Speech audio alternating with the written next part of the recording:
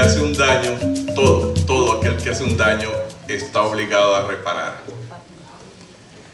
Ese es un principio universal de derecho internacional y que hace parte de la cotidianidad para derivar esa responsabilidad en materia de por acción o por omisión en el marco del derecho civil. Se requiere que se cumplan 3 presupuestos básicos: que se produzca efectivamente el daño, que se haya generado una imputación, es decir, un señalamiento, y por supuesto la reparación. Estos presupuestos, que son, digamos, de la práctica diaria del derecho, sin embargo no aplican para la reparación que nos convoca en el día de hoy, la reparación histórica y ese esfuerzo valioso que se busca hacer aquí con la cuestión del presente, es decir, la cuestión del pasado, como se definió en Durban, con la situación de hoy de la población afrodescendiente en Colombia. Y seguramente no logra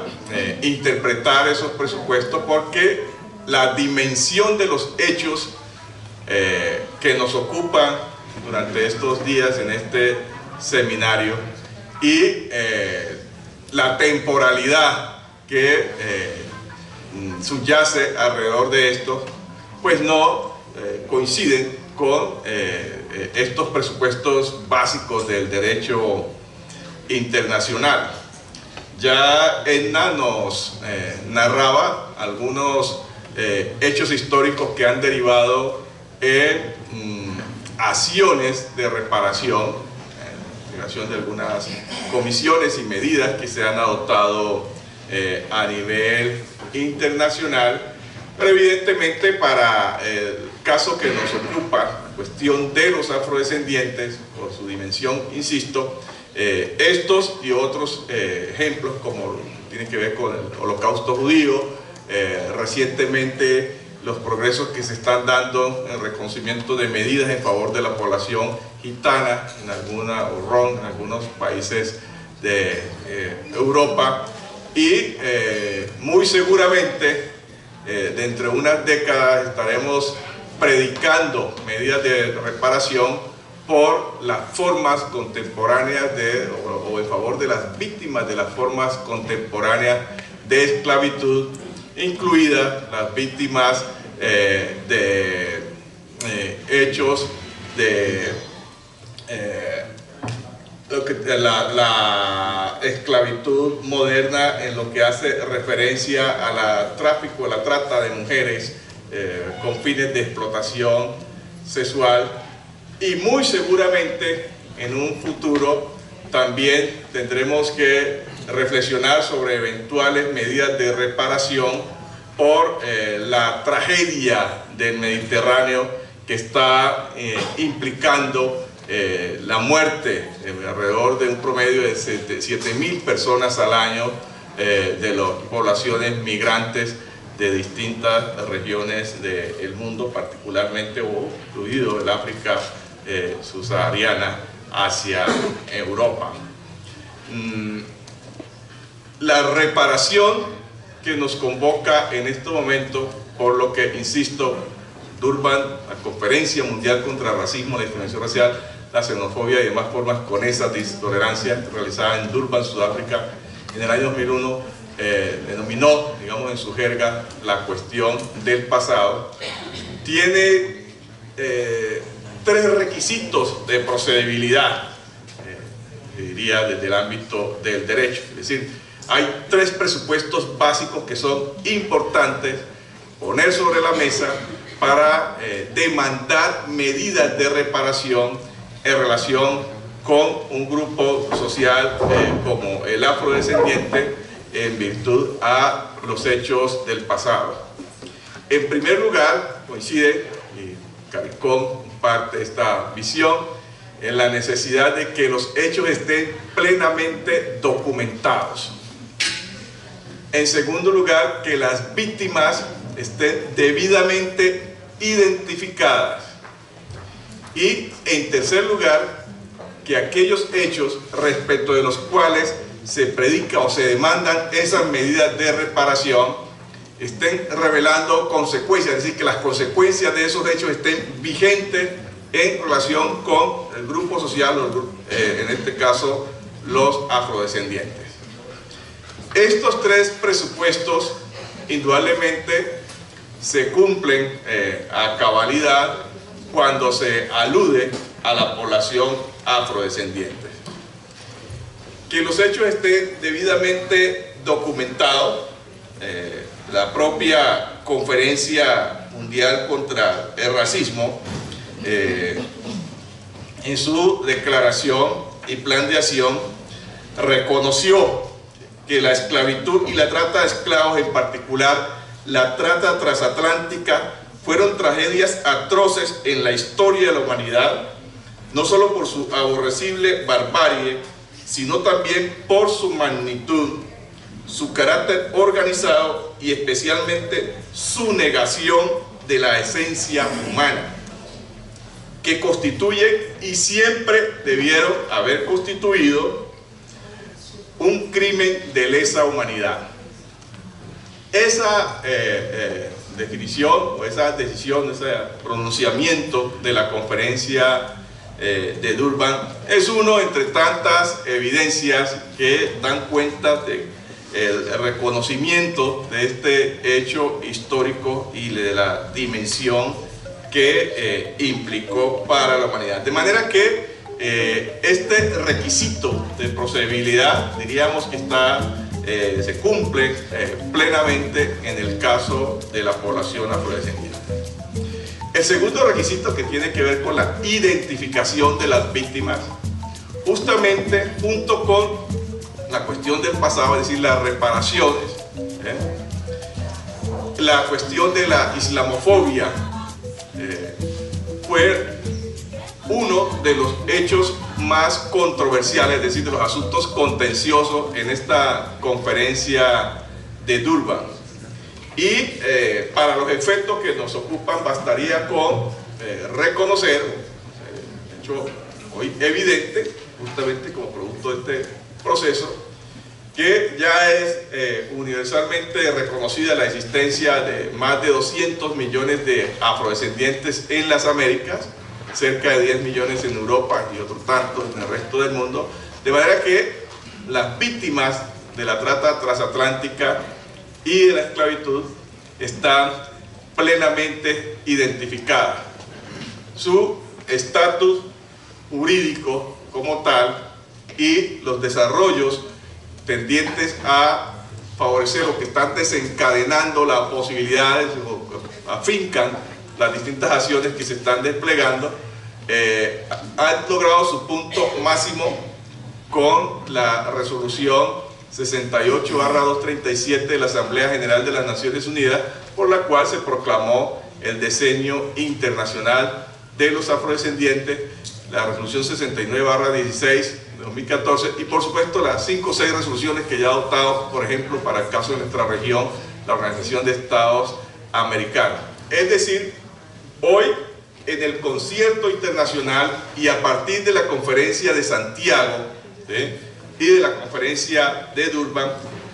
los afrodescendientes pasamos a ser sujetos de derecho internacional considerado en su sentido más amplio. Esto favorece el contexto, insisto, el soporte legal para las distintas acciones que se pretendan desplegar en la perspectiva de atribuir responsabilidades y de lograr reconocimientos en materia de medidas reparatorias. El tercer presupuesto, que igualmente se cumple a cabalidad, insisto, tiene que ver con la prolongación de las consecuencias de la esclavitud, es decir, que las consecuencias del hecho, en este caso la esclavitud, la esclavización y la trata transatlántica, aún estén vigentes con respecto a las víctimas de las cuales se predica. Este fue un tema que igualmente se abordó en la conferencia de Santiago, a la que ya se ha hecho alusión, y en la propia conferencia de Durban, y que está allí muy evidente a los ojos de todos. En Durban, en el marco de la instalación de la inauguración de la conferencia, el secretario general de la época, el señor Kofi Annan, a este respecto razonó dentro del siguiente temperamento. Dijo Kofi Annan: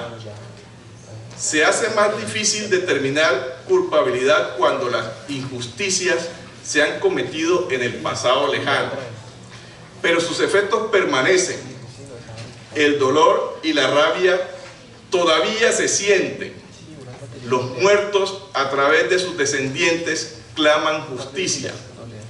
Cada uno tiene la obligación de considerar qué lugar ocupa en la cadena de hechos de la historia,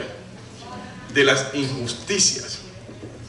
Y continuó Kofi Annan señalando: aún hoy es posible identificar a empresas, beneficiarios, incluidos empresas que se beneficiaron con la trata transatlántica y la esclavitud. De suerte que ahí están pues los presupuestos jurídicos muy claros que dan cuenta de este hecho. En el ámbito del Comité para la Eliminación de la Discriminación Racial, en los últimos años nos hemos venido ocupando de este asunto y hemos requerido a los estados responsables de la esclavitud y la trata transatlántica a que asuman su responsabilidad histórica. Hemos abordado el tema con el Reino Unido, con Holanda, Países Bajos, con España. Tuve ocasión personalmente de ser relator para España y tuvimos alrededor de esto un debate muy importante en el comité. Con el Estado de la Santa Sede. La Santa Sede, ustedes saben que tiene un estatus jurídico, un estatus de Estado, y como tal, entre otros instrumentos, pocos instrumentos internacionales que ha suscrito, es parte de la Convención Internacional para la Eliminación de la Discriminación Racial. Y en el examen del Estado de la Santa Sede, y tras un diálogo incluso previo, generando un contexto político favorable con el embajador de la Santa Sede ante Naciones Unidas en Ginebra, el padre Tomasino,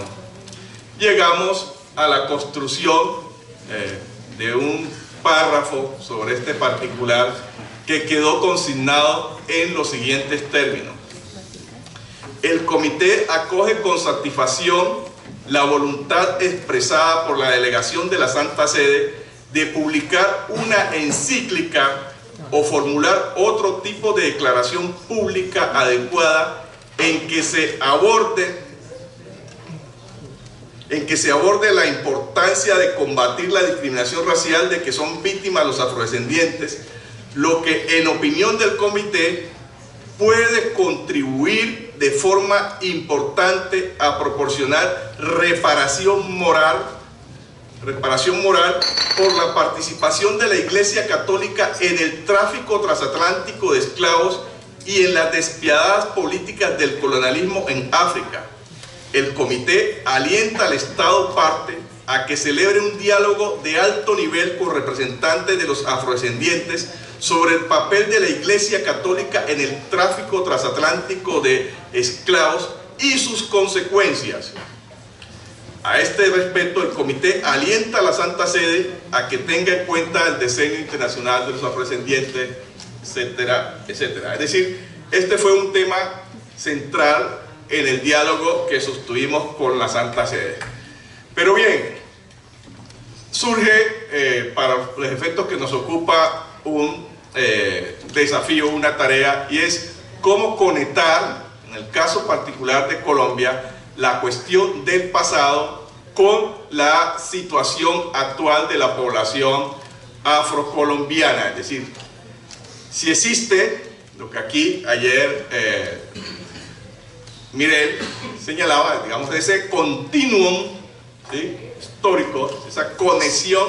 histórica, lo que se diría en nuestro ámbito del derecho, esa suerte de nexo causal que nos permita conectar, ¿sí?, realizar esa conexión entre la cuestión del pasado con la situación de la población afrocolombiana y poder a partir de allí derivar responsabilidades. A ese respecto hay que señalar que el pacto que se acaba de suscribir recientemente con la FARC, este acuerdo, en realidad constituye, digamos, una manifestación de lo que ha sido, ¿sí?, un proceso histórico en Colombia. Si miramos todas nuestras cartas constitucionales en general, la inmensa mayoría han sido determinadas, han estado asociadas a un acuerdo político para poner fin a una situación de conflicto armado interno desde la construcción o la formación de nuestro Estado nacional hasta la fecha. Y el rol de la población afrodescendiente desde el proceso de surgimiento de nuestra nación, pues ha sido evidentemente subvalorado o ha sido desatendido, o no ha sido suficientemente atendido en este contexto. Veamos, por ejemplo, cuando estábamos apenas intentando parir la nación colombiana, una controversia entre Bolívar y Santander, cuando Bolívar demandaba la necesidad de que se desplegaran unos 3.000 esclavizados para que se integraran a las filas libertadoras, a lo que se oponía Santander. En esa oportunidad le respondió Bolívar, abre comillas: la ley del Congreso es sabia en todas sus partes. ¿Qué medio más adecuado ni más legítimo para obtener la libertad que pelear por ella? ¿Será justo que mueran solamente los hombres libres por emancipar a los esclavos? ¿No será útil que estos adquieran sus derechos en el campo de batalla y que se disminuya su peligroso número por un medio poderoso y legítimo? De manera pues que esta situación, y como recordarán ustedes, la ley 21 de 1851, por la cual se puso la abolición legal de la esclavitud en Colombia, en su artículo primero, además de ordenar la libertad, determinó que ningún esclavo mayor de 45 años sería sufragado por un valor superior a 1.600 reales y ninguna mujer mayor de 45 años sería valorada en más de 1.200 reales. Y si fuera mayor, 1.200 los hombres y 1.200 las hembras. Yo estoy usando la palabra mujer, pero la ley habla de hembras. Y ese dinero, por supuesto, que se recibieron los esclavizados y que marcó una diferencia sustancial en la situación que tenemos hoy. Y ya voy concluyendo, porque veo una mirada muy amable por acá al vecino. Esta indemnización, si se quiere, esta reparación al revés que recibieron los esclavizados, por supuesto marcó una diferencia histórica en la situación que estamos viviendo hoy, y no fue únicamente en Colombia. En el caso del Reino Unido, para los países del Caribe, los esclavistas recibieron una compensación estimada para la época en 20 millones de libras, que a pesos de hoy se calcula en cerca de 17.000 millones de libras esterlinas, lo que marcó una diferencia. Y si quisiéramos seguir observando situaciones de reparación al revés, pues tendríamos que mirar aquí más cerquita, en el caso de Haití, más cerquita en la historia. Ustedes recordarán que se determinó,